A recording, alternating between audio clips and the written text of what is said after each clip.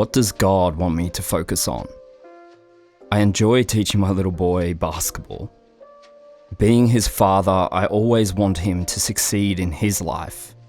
But being successful doesn't mean I will only be proud of him if he makes it in the NBA.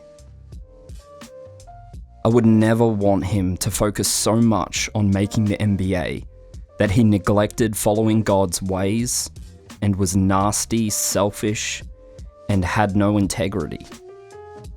I never want him to sacrifice his character for a title or status or a job.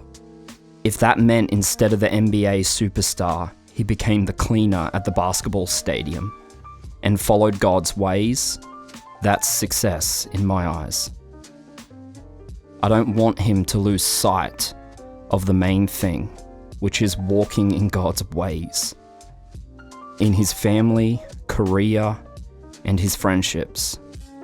Likewise in my life, I know I have focused way too much on celebrating a position or a title over being obedient, loving God and loving others and living in his ways.